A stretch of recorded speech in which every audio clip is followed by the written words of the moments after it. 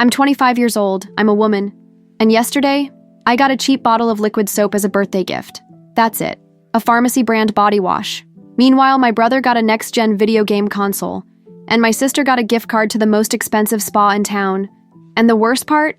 I paid for all of it, with my own money. My name is Lauren, and until a few days ago, I was still living with my parents here in New Jersey.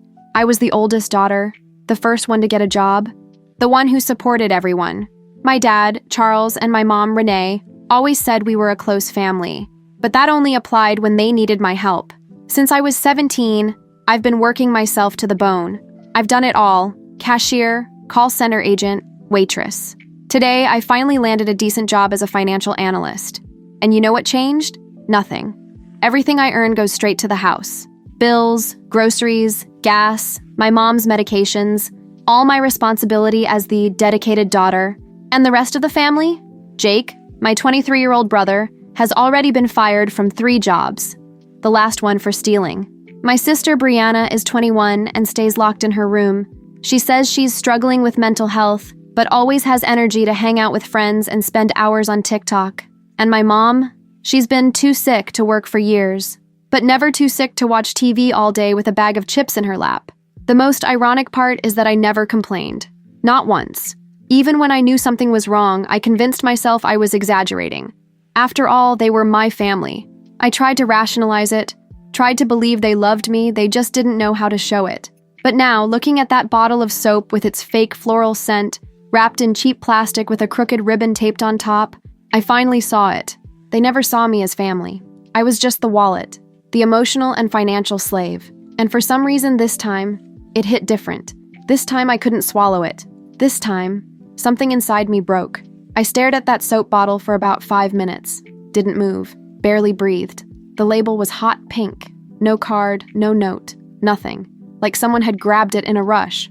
Or worse, picked it off a clearance rack and tossed it on the table. Meanwhile, the table still had leftovers from Brianna's birthday party, the one from 3 weeks ago. Balloons with her name, a Happy Birthday Princess banner, customized party favors. I ordered the favors myself. I paid for the catering. Her cake cost $140. Mine? No cake, no candles, no happy birthday. I sat on the couch trying to process, and my mom had the nerve to say, "Why the drama? It's just a gift." After years of paying rent, internet, her health insurance. When I was a kid, I thought our family was normal. We lived in a tiny house in Newark, but I thought we were happy. My mom used to braid my hair before school, and my dad would take me out for ice cream on the weekends. But that all stopped when my siblings were born. After Jake came along, all the attention shifted. And when Brianna arrived, it was like I ceased to exist. I became the helper, the one who changed diapers, the one who rocked the baby while my mom said she was too exhausted to get out of bed. I remember one day, I was about 11, my dad came home from work. I was so excited to show him a drawing I made at school. I'd won a prize for best illustration. He barely looked up, said, "That's nice, Lauren. I'll check it later." He never did. Meanwhile, that same day, Jake scored a goal in a school soccer game. My dad came home bragging about how he was a born champion. I swallowed it, smiled, tucked my drawing into a folder no one ever opened again. At 14, I started cleaning houses with an older neighbor. She paid me cash, $20 per shift, and I used it to buy my own school supplies. I'll never forget the day my mom got mad because I didn't leave a portion for the house. I told her I needed new sneakers because mine had holes in the soles. She rolled her eyes and said sneakers weren't a priority. Meanwhile, Jake got new cleats every fall.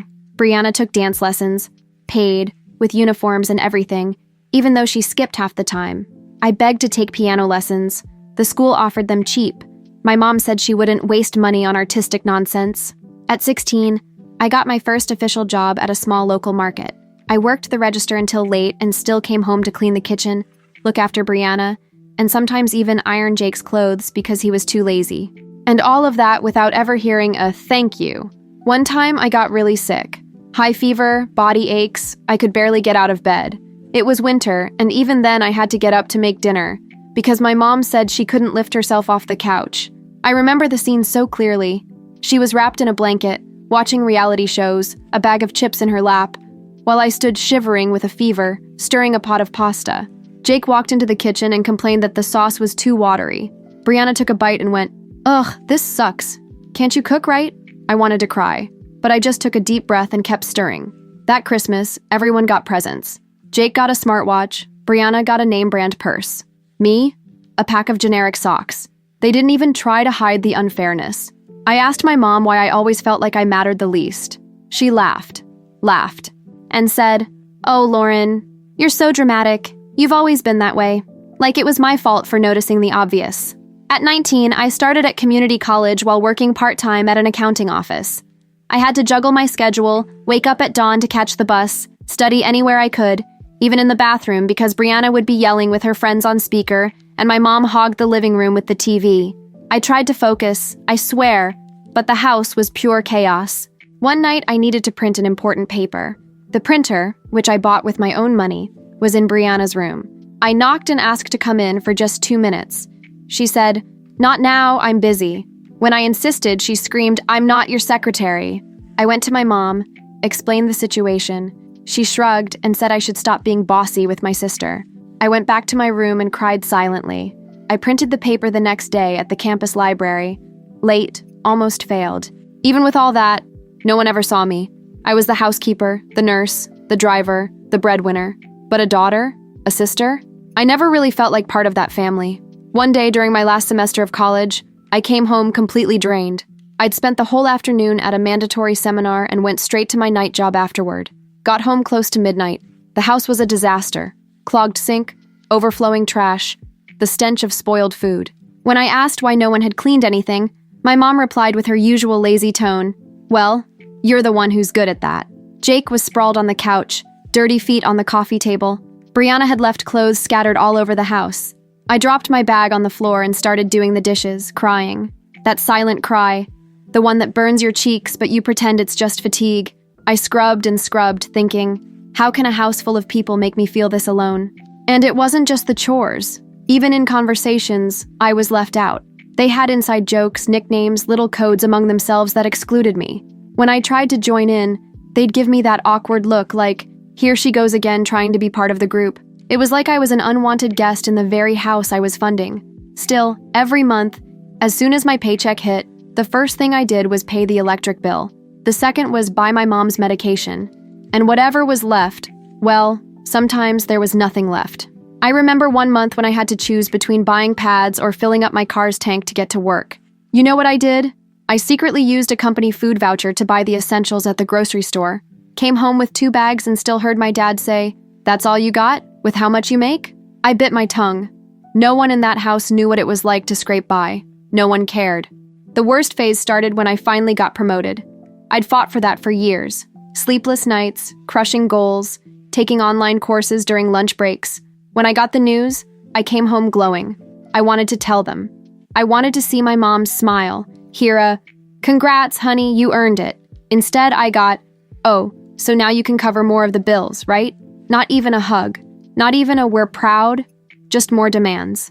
That same week, Jake showed up with an expensive pair of headphones, claimed he'd traded with a friend, but I knew he used the house credit card, the one we kept on the shelf, the one I paid off every month. I confronted my mom. She shrugged. He needed a little treat, Lauren. His life's been hard. Hard? All he did was sleep till noon and play video games. Brianna had just quit yet another job and now spent her days filming dance videos in the living room.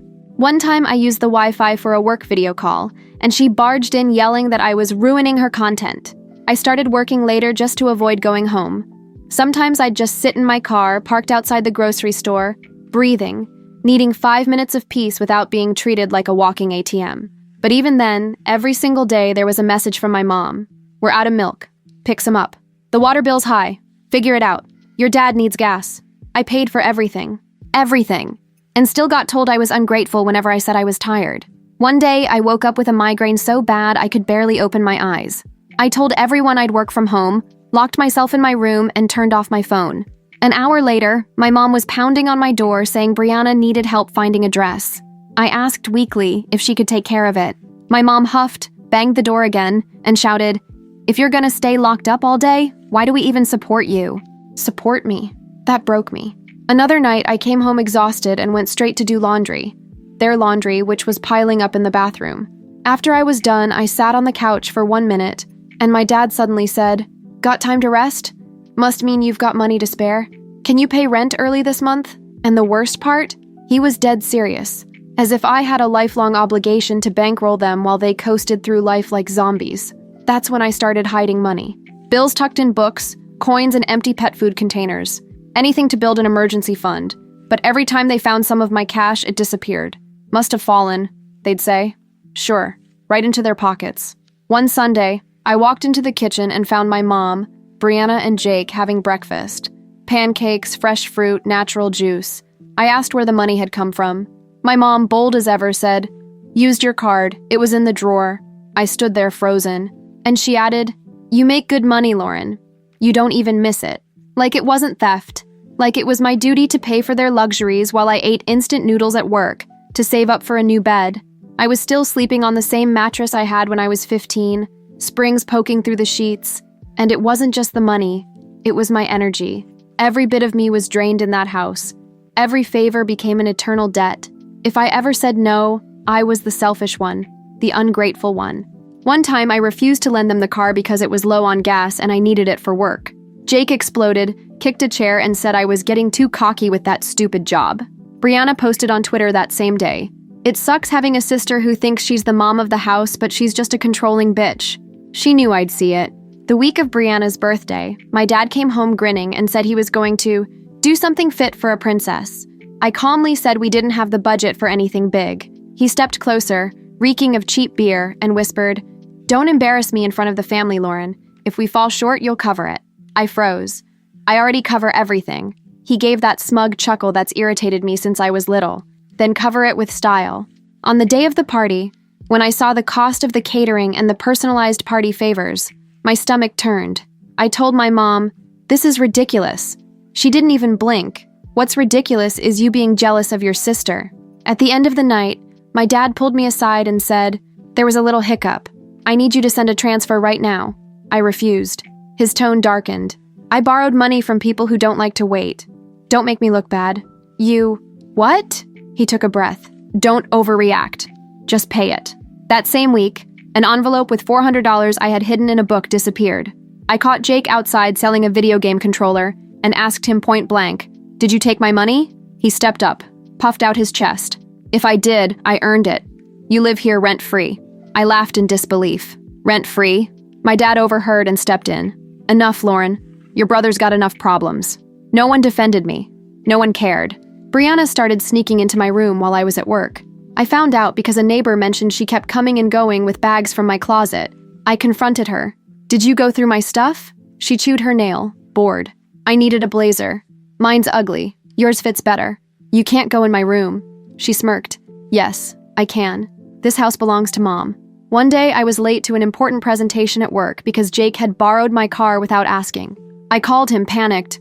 "Where are you? I have a meeting in 20 minutes. He said, "Chill, I'm coming back. Had to handle something." When he pulled up, the gas tank was nearly empty and the bumper was scratched. "What happened?" I asked. He shrugged. "Minor. You have insurance." That night, my dad said, "Stop picking on your brother. Men handle things outside, not with whining." The electricity was almost cut off because they left 3 space heaters running all day long because the house was cold. I paid the bill, again, and heard my mom say, "That was the least you could do." The following week, we ran out of food. I went to the store and bought rice, beans, chicken, vegetables. When I got home, there were fast food bags all over the table. "You ordered delivery?" My mom replied. Brianna was craving a milkshake. I looked at the empty freezer where the chicken was supposed to be and felt a rage so deep it made my gums hurt. I started avoiding family meals. I'd sit in my room, eat a sandwich, work on my laptop. Brianna, on purpose, would turn up the music in the hallway. "Oh, the queen needs quiet now!" Jake would barge in without knocking to grab a charger, a cord, an adapter, all borrowed items that never came back. I began hiding my stuff in a suitcase with a lock. And even then, one night I woke up to metallic noises. I opened the door and saw Jake trying to break the lock with a screwdriver. "Are you insane?" He didn't even flinch. "You're hiding money. The family needs it." I was shaking so badly I could barely speak. At work, my boss noticed the bags under my eyes. "Lauren, are you okay?" I made up some allergy excuse. The next day, I was late again because my mom felt sick at 7 a.m. But when I got to her room, she was watching TV. I need you to go pick up my meds. Now. I can go after work. She turned off the TV, cold as ice. What kind of daughter are you? One Saturday, I had plans with 2 co-workers to visit a craft fair in Hoboken. I'd saved up $60 to buy a small lamp for my room. As I was getting ready, my dad knocked. You going out? Yeah. Then stop by the bank and withdraw $200. Rent's due Monday. I already paid my share. He stepped forward, pointing his finger. There's no your share in this house. There's what needs to be paid. And the one who helps is the one who can. My face burned. So the one who can is always me. He turned red. You calling me a bum? I stepped back, took a breath, and just said, I'm tired. On the night of my birthday, I came home from work and saw those pink gold balloons with Brianna's name, still hanging, deflated, and the table with the leftover disposable plates from her party. My mom handed me a wrinkled little bag with that cheap soap bottle inside. Happy birthday, sweetheart, Jake whistled mockingly. Brianna took a picture of the soap and posted it to her close friends. Oh my God, look at the gift we gave to Miss Responsible. My phone buzzed in my pocket with the notification, and a lump rose in my throat. Seriously? I asked. My dad crossed his arms. If you don't like it, buy your own. You've got money. I walked to the kitchen, rested my forehead against the cabinet, and tried to breathe. The house smelled like old grease, cheap perfume, and disinfectant. In the background, the TV blasted some loud talk show. My head was pounding. When I came back to the living room, Jake was gaming, volume up, and Brianna was filming a story with a filter that distorted my face in the background. Stop that, I asked. She didn't even look up. Relax. No one cares. Then my dad said, without lifting his eyes from his phone, tomorrow transfer $300. The card's maxed out. What card? The house card. The one you guys use to order food, buy headphones, all that? He finally looked up. You disrespecting your father? I took a deep breath to stop myself from trembling. I don't have anything left. He laughed in my face. Yes, you do. And you'll give it. Because I'm the man of this house. Brianna put away her phone, raised an eyebrow, and said like she was delivering a verdict. Seriously, Lauren. Quit acting like a martyr. All you do is work. You don't even have a life. Jake added, and without us, you wouldn't even have anyone to talk to. That hit me like a brick. Me, lifeless. Me, voiceless. Me, nothing. I opened my mouth to answer, but when I spoke, my voice came out low and hoarse. Everyone just looked annoyed, like my words were background noise. Update. Last night, something happened that shattered what little was left. I had just gotten home from work. My body ached, my mind was fried, and I had zero energy to interact. I just wanted a shower and bed. The front door was wide open, something that always bothered me. When I walked in, Brianna was sprawled on the couch with her feet on a clean pillow I had washed the day before. She held a wine glass, wine I bought, and laughed loudly with Jake, who was using my laptop. I froze. What are you doing? I asked, trying to stay calm. Jake laughed. Chill. I was just checking some stuff. Stuff like what? I asked, already going cold inside. He turned the screen toward me. My bank account was open, my balance, my statements. You accessed my account? Oh, come on, Lauren. You left the login saved. I was in shock. That's a violation. It's illegal. He closed the laptop and stood up to face me. Illegal? You live here.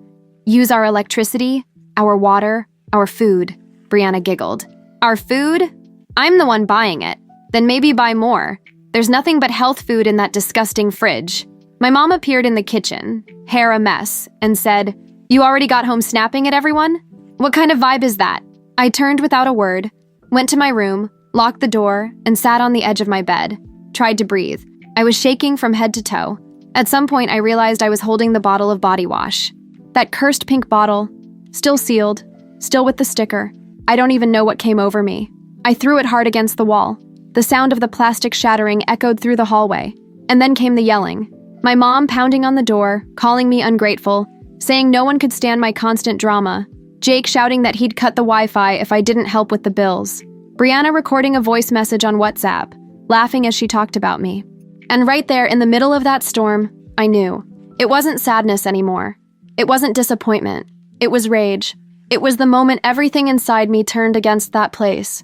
The certainty that if I stayed one more week, I would disappear completely. Not physically, but as a person. I sat on the floor in my room for hours. I didn't even cry. Just sat there in the dark, staring at the wall where the soap had hit. With each passing second, it got clearer. I wouldn't make it out of that house alive if I stayed. Maybe my body would survive, but everything else? My sanity, my self-worth, my dignity? Already hanging by a thread. The doorbell rang close to midnight. A delivery guy with a food bag. It wasn't for me. I'd eaten 2 scrambled eggs at work. Brianna shouted from the couch, "Just leave it in the kitchen." The delivery guy stood there, unsure what to do. My mom from across the house yelled, "Lauren, you're closest, get the door." I closed my eyes, swallowed the urge to scream, got up slowly, went to the door, took the bag, dropped it off in the kitchen, and walked back in silence. As I passed through the living room, Jake said, "Hey Lauren, how about you stop being so dramatic and start acting like part of the family again?" Part of the family. The next morning, I woke up earlier than everyone else. I made coffee, not for them, but for myself. I drank it in silence. Then I sat with the notebook where I kept everything. Bills I'd paid, savings goals, little calculations of how much it would cost to live on my own. I ran the numbers again. It would be tight, but doable. If I cut out extras, pushed myself a bit more, I could make it. What I was missing wasn't money. It was courage. But that morning, for the first time, the courage felt bigger than the fear. Update 2. I did something I never thought I'd be brave enough to do. That same morning, I went to the bank, opened a separate account, and transferred everything I had saved. Every hidden dollar, every tip, every bonus. Then I went to HR at work and asked them to change the account where my paycheck was deposited. "Personal reasons," I said. The woman looked into my eyes and replied, "It's okay. I understand." And she meant it. At home, I pretended everything was normal for 3 weeks. I kept paying only the essentials: electricity, internet, water. But the house credit card? I canceled it. Told them it was deactivated. My dad nearly had a meltdown. And now what? Who's going to handle groceries? I looked him straight in the eye and said, "There are 3 adults living here. You figure it out." He raised his hand as if to shut me up. But for the first time, I didn't flinch. I started bringing home small boxes from work and hiding them in my closet. I packed slowly: clothes, documents, my books. Last Friday, I signed the lease for a tiny apartment 4 blocks from my office. Nothing fancy, a studio. Unfurnished, but it was mine. The following Saturday, I waited until everyone had gone out. I called 2 coworkers, Janet and Melissa, the only ones who knew the hell I was living in. They came without hesitation. We filled our cars. We loaded everything in silence. When my mom called to ask where I was, I answered, "Moving out." Silence on the other end. Then a cold sentence. "You're so ungrateful, Lauren." On Sunday, I sent one last message to the family group chat. "Don't call me. Don't look for me. I don't owe you anything. From now on, I'm putting myself first." My dad replied with an angry emoji. Jake sent a sticker that said, "Traitor." Brianna didn't even bother. But I didn't shake.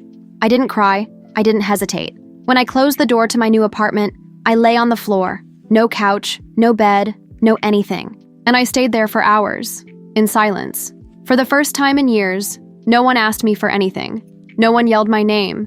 No one called me selfish for taking care of myself. That was the first night I slept deeply, without needing headphones to block out the entire house.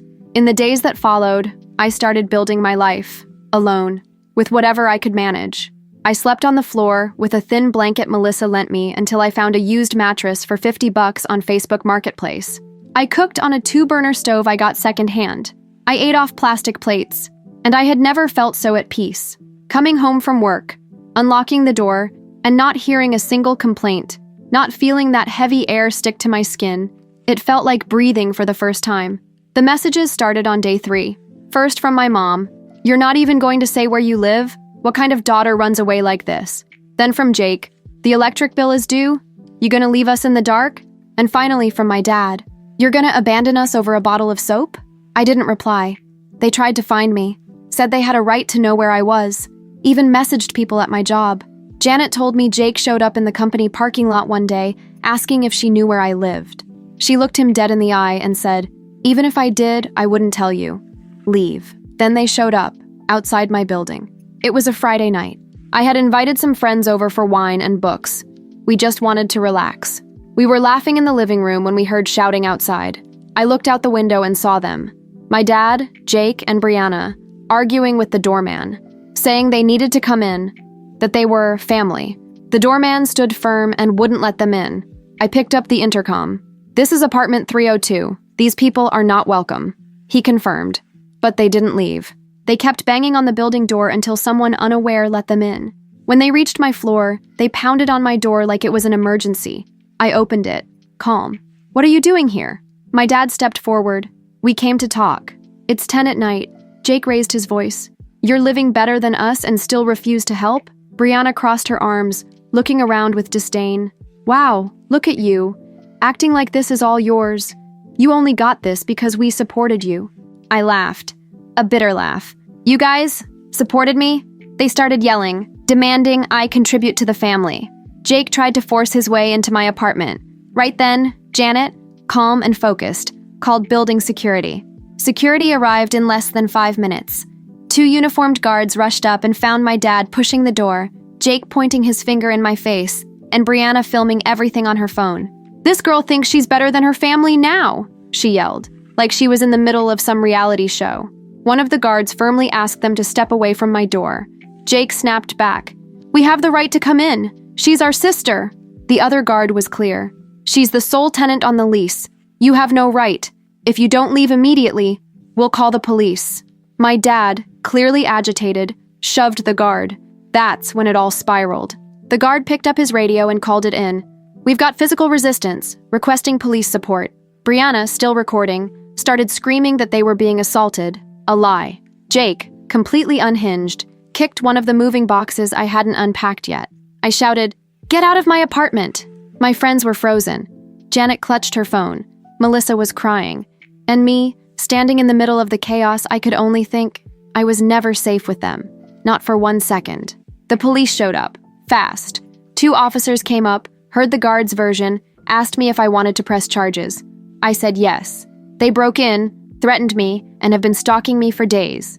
My dad tried his usual act, the one that always worked with outsiders. "Officer, this is a misunderstanding. She's just having a breakdown. We're her family." But no one believed it this time.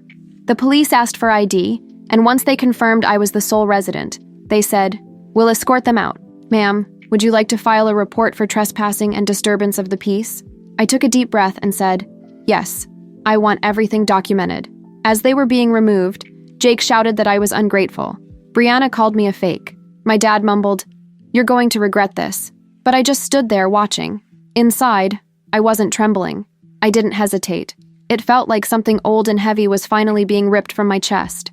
On Monday, with the help of a lawyer Janet recommended, I officially filed the report. The officers had already written their statements, the guards testified, and there were security cameras in the hallway that captured everything. The lawyer was direct. "With this, we can request a restraining order." So I did. The very next day, my phone blew up with messages. My father, furious, said I had destroyed the family's reputation. Jake sent voice notes threatening me, saying, "This isn't over." And my mom, for the first time in weeks, called me. I picked up. She was crying, saying I'd been cruel, that airing out family business like this was unforgivable. "You know how your father is. Why provoke him?" I took a long breath. "Because I'm not the scared little girl who swallows everything in silence anymore." She went quiet. "If any of you want to see me again, you'll have to go through a judge." It's been 4 months since I moved out. My apartment is still simple, but every corner reflects who I am. There are no screams, no demands, no looks that make me feel small. Jake and Brianna are facing charges for trespassing and property damage. My father tried to appeal the restraining order, but the judge upheld it. My mother vanished. Sometimes I wonder if she misses me, but then I remember, real love doesn't destroy you. Today, for the first time, I bought myself a birthday cake. I ate a slice by the window, in silence. And I finally understood, truly, my only regret is not doing it sooner.